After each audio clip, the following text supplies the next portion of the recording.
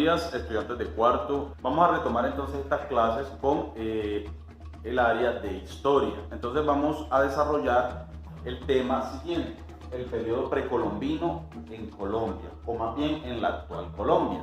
Antes de proseguir, quiero recordarles que cuando hablamos del periodo indígena, también lo podemos llamar también periodo precolombino o periodo prehispánico. ¿Por qué se le llama periodo indígena? Porque durante ese periodo los indígenas fueron los habitantes exclusivos del continente americano. No habían otras razas habitando ese continente. También se le puede llamar periodo precolombino, que significa antes de Colón, antes de los viajes de Colón, ¿cierto? Porque ya ustedes saben que antes de los viajes de Colón, pues acá solo habitaban indígenas. Después que llega Colón, es que empiezan a venir la raza blanca, la raza negra, entre otros. Y también se le conoce como periodo prehispánico. Antes, hispánico, español, antes de la llegada de los españoles. De modo de que este periodo lo podemos llamar periodo indígena, periodo precolombino o periodo prehispánico. ¿Listo?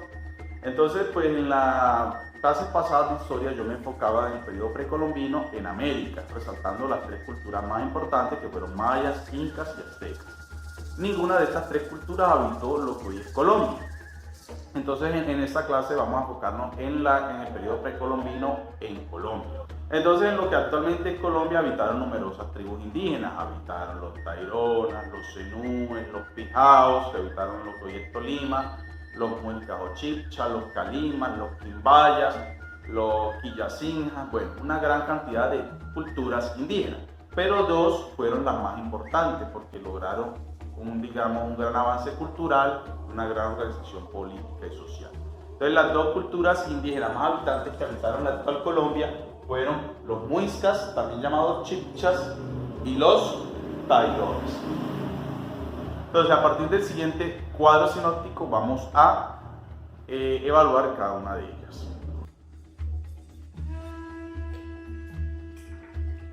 Entonces la primera cultura indígena que vamos a estudiar va a ser la de los muiscas o chibchas. Lo primero que vamos a ver es su ubicación geográfica, es decir, dónde vivían. Entonces los muiscas o chibchas vivían en lo que se conoce como altiplano cundiboyacense.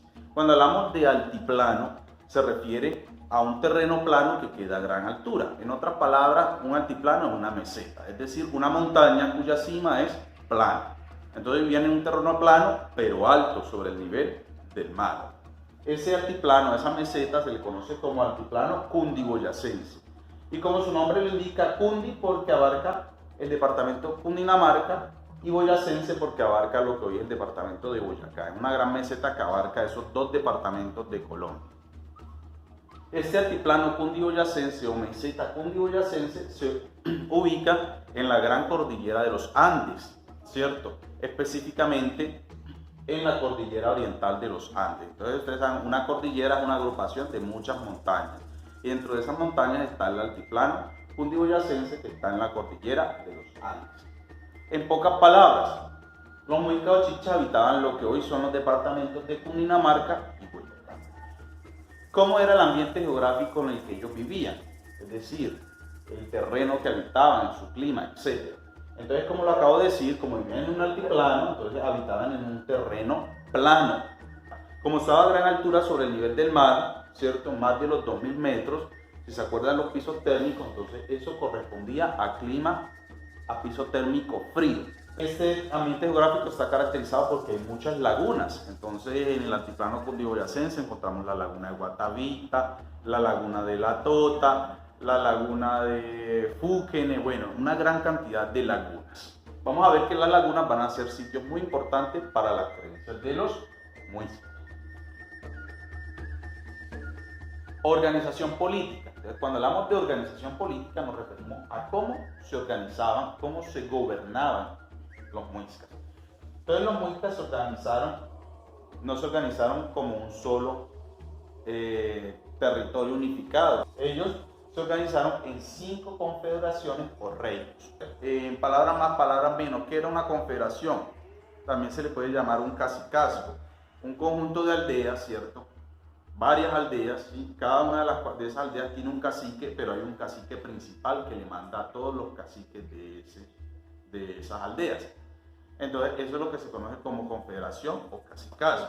Entonces habían 5 de estos territorios en el territorio muisca.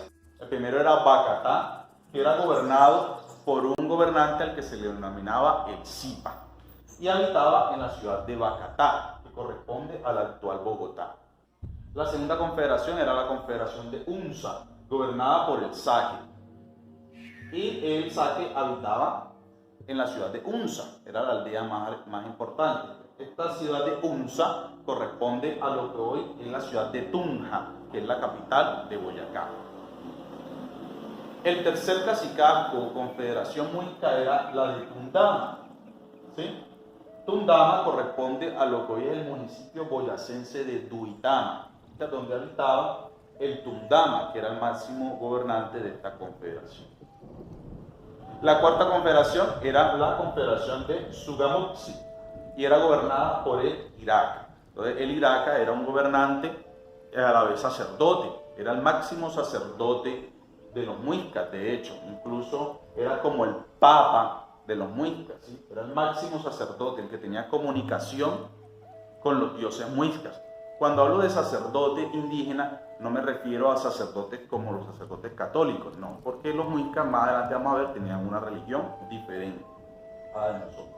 Y la quinta confederación era la confederación de Guanentá, era la ubicada más al norte, pero esta confederación era la más pobre, la menos importante, y generalmente era invadida por los otros cacicazgos. Incluso de la confederación de Guanentá, las demás confederaciones solían sacar esclavos. Ciudades importantes de los muiscas. Entonces ya les hablé: Bacatá, corresponde a Bogotá; Unza, que es la actual Tunja; Tundama, que es la actual Duitama, Boyacá; y Sugamuxi, que es el actual municipio de Sogamoso, en Boyacá. Ahora vamos a hablar de la organización social muisca. Cuando hablamos de organización social nos referimos a cómo se organizan las personas y qué privilegios, qué derechos o qué deberes tienen, ¿cierto? Una forma muy clara de explicar, digamos, la organización social es a través de lo que llamamos pirámide social. Es una pirámide social que es un esquema en donde muestran las distintas clases sociales de una sociedad, valga la redundancia, donde quien está más arriba tiene más poder y privilegios, y quien está abajo de la pirámide social, a medida que bajamos de la pirámide social, hay menos poder, menos privilegios, más deberes. Entonces los más privilegiados, los que están en la punta de la pirámide social, como les dije, los jefes de confederación, eran los mandamás, los más poderosos: Zipa, Saque, Tundama e Iraca. A ellos les seguían los caciques, pero en la lengua de los muiscas, pues ellos hablaban otro idioma, el muiscubum, se les llamaba usaques. Los usaques eran los caciques de cada una de las aldeas y ellos estaban sometidos a los jefes de confederación. Seguían los sacerdotes, que en la lengua muisca se les llamaba jeques. Entonces los sacerdotes adoraban a Sué, a la diosa de la luna, al dios de la lluvia, etc. Cada uno de los distintos dioses muiscas que vamos a ver más adelante. Seguía el pueblo, es decir, la clase trabajadora, los trabajadores, los agricultores, pescadores, comerciantes, artesanos, orfebres, que tenían que trabajar para ellos y su familia, y también para entregar una parte de su producción a los que estaban encima de la pirámide social. Y por último estaban los esclavos, los menos privilegiados de la sociedad muisca, como les dije, provenían en su mayoría de la confederación de Guanentá. Bueno, vamos a hablar ahora entonces sobre aspectos de la cultura de los muiscas. El primer aspecto es la lengua y la escritura. Pero bueno, ya sabemos que en la escritura, los pueblos indígenas precolombinos, ninguno desarrolló la escritura a excepción de los mayas. Ya habíamos hablado en una clase anterior. De modo que los muiscas, pues obviamente no sabían escribir. Naturalmente, pues usaban una lengua hablada para poder comunicarse. Esta lengua se conoce como muiscubum. Cuando llegaron los españoles, pues los españoles impusieron a los indígenas la lengua española, y por eso la lengua de los muiscas desapareció. Sin embargo, varias palabras de este idioma sobreviven hasta nuestra actualidad, como por ejemplo la palabra hueva, con el significado de tonto. Hay mucha hueva, o sea, mucho tonto. Uchúa, que es una fruta, esa palabra es una palabra muisca. Guache, se le dice guache a un hombre que es tosco, que trata de manera brusca a las otras personas, en especial a las mujeres. Guaricha. Guaricha se les llama de esta manera a las mujeres, digamos, groseras, chismosas. Eso es una guaricha. Cucha, una manera de decirle a la mamá, mi cucha me sirvió el almuerzo. Y por último, totear. La palabra totear significa reventar, totear. Otra palabra podría ser la palabra curuba. Entonces, todas estas palabras, huevo, chuba, totear, guaricha, guache, son palabras que nos quedaron del idioma de los muiscas. Aunque este idioma, como les dije, vuelvo y repito, desapareció. El segundo aspecto de la cultura muisca que quiero hacerle hincapié es en la religión. Entonces, pues, como todos los grupos indígenas de la América precolombina, los muiscas eran politeístas, acuérdense de esta palabra clave. Es decir, adoraban varios dioses. ¿Qué dioses adoraban? Adoraban al sol, en su idioma se llamaba Sue. Adoraban a la luna, en su idioma se llamaba Chía. Adoraban a Bachue, que según su mitología era la madre de toda la humanidad. Bachue fue la primera mujer, la que pobló el mundo. Adoraban a Chiminigagua, que era el principal dios de los chibchas, era el dios creador, el que creó la tierra, el universo, el cielo, etc. Adoraban a Chipchacún, que era el dios de la tierra, el dios de la lluvia, el que producía la lluvia, el que producía los temblores. Entonces, los muiscas creían que Chipchacún cargaba la tierra sobre sus hombros y cuando pasaba la tierra de un hombro al otro se producían los terremotos.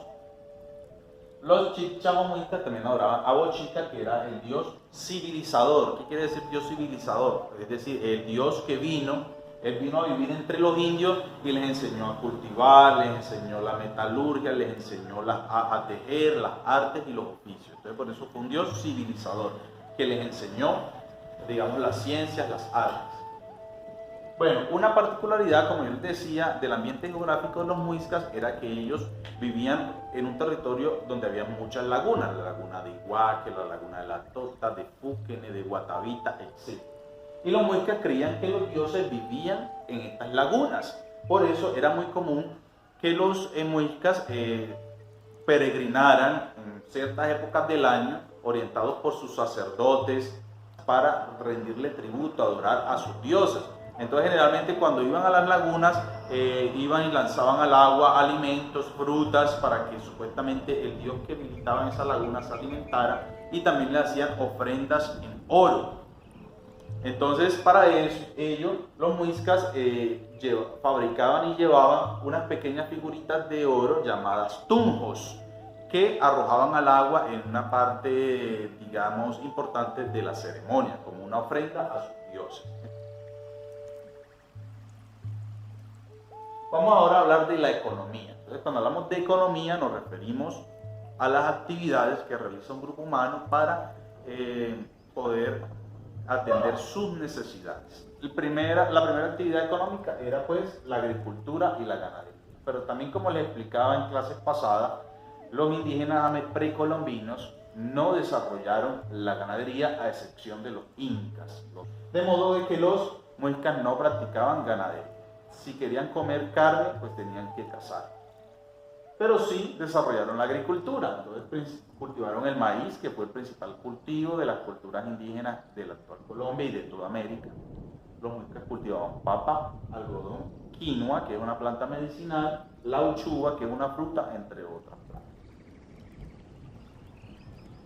Los muiscas también eran mineros, explotaban recursos de la tierra, en especial el oro, ¿sí?, con el que pues fabricaban los tunjos, fabricaban narigueras, que eran adornos para la nariz, pectorales, que eran adornos que se colocaban en el pecho, diademas, pulseras, fabricaban collares e incluso cubresexos, que eran, digamos, unos estuches en los que con los que tapaban sus genitales. Entonces, todo eso, pues, para eso necesitaban explotar el oro. Y ya ustedes saben que el arte de fabricar objetos de oro se llama orfebrería. Los muiscas también explotaban esmeraldas, y las explotaban en las aldeas de Muso y Somondoco, en lo que hoy es Boyacá. Y explotaban sal en Zipaquirá, en lo que hoy es Zipaquirá. Todavía esta mina de sal en Zipaquirá existe, incluso hay una catedral de sal en Zipaquirá. todo eso que ellos producían, el maíz, la papa, el algodón, el oro, la sal, etcétera, lo comercializaban, es decir, lo intercambiaban por otros productos a través del trueque, porque ya sabemos que los indígenas no conocían el dinero, la moneda, entonces lo que hacían con el trueque era cambiar algo por otro, un artículo por otro. Otras actividades económicas eran la pesca, entonces pues en el territorio muisca pasaban muchos ríos, el río Bogotá, el Sogamoso, el río Sumapaz, practicaban la pesca. La orfebrería, que es el arte de fabricar objetos de oro, entonces fabricaban los tunjos, fabricaban nuevamente las narigueras, las orejeras, que eran adornos para las orejas, pectorales. La cerámica, que son objetos de barro, entonces hacían como no, todos sus utensilios para de cocina eran hechos en barro cocido, es decir, en lo que se conoce como cerámica. Actualmente en varios museos de Colombia, especialmente el Museo del Oro en Bogotá, nosotros podemos visitarlo y observar varios de estos objetos que han sido desenterrados de tumbas muiscas y de otras culturas indígenas de Colombia. Y por último, otros aspectos de la cultura muisca.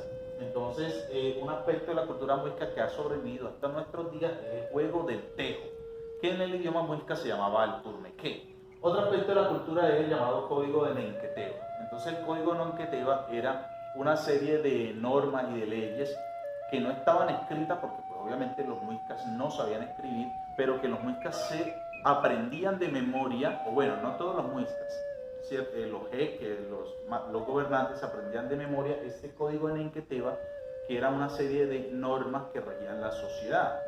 Por tradición oral se lo aprendían. Entonces allí decía cuál era el castigo para los ladrones, para los asesinos. Entonces a los ladrones el código Nenqueteva decía que se les cortaba la mano. A las mujeres infieles eran condenadas a muerte. El código Nenqueteva, por ejemplo, decía que todos los hombres tenían que estar en disposición de acudir a la guerra, ¿sí? Y el hombre que no se negara a ir a la guerra, o el hombre que estando en la guerra huyera, se le trataba como cobarde y era obligado de por vida a ser tratado como una mujer, vestir como mujer y hacer oficios de mujer. Entonces miren cómo era de dura las normas en la sociedad muisca. Otro aspecto muy importante de la cultura es la llamada leyenda del Dorado. Entonces ya les decía a ustedes de que los muiscas creían que los dioses vivían en lagunas y que lanzaban tunjos, que eran figuritas de oro al agua como una manera de ofrenda, de congraciarse con Dios. Una de esas tantas lagunas donde más se llevaban a cabo estas ceremonias era la laguna de Guatavita. En la laguna de Guatavita, cada vez que moría un gobernante muisca y lo sucedía su heredero, este heredero iba a la laguna de Guatavita y tomaba posesión en una ceremonia que podía durar hasta 4 días, durante las cuales los indios se iban a las orillas de esa laguna y lanzaban fruta, alimentos y también lanzaban mucho. Entonces, esta leyenda del Dorado, vamos a ver más adelante cuando veamos la conquista, fue una de las motivaciones gracias a la cual se vinieron los españoles desde el Caribe colombiano, se vinieron hacia el interior de Colombia buscando este tesoro del Dorado. Bueno, otro aspecto de la cultura, los muiscas no nos dejaron, a diferencia de los mayas, aztecas e incas, construcciones que todavía existan, porque los muiscas construían sus viviendas de bareque, barro y paja, que son materiales que se deterioran con el tiempo. Estas viviendas tenían forma circular y pues, vuelvo y repito, ninguna de ellas ha sobrevivido hasta nuestros días.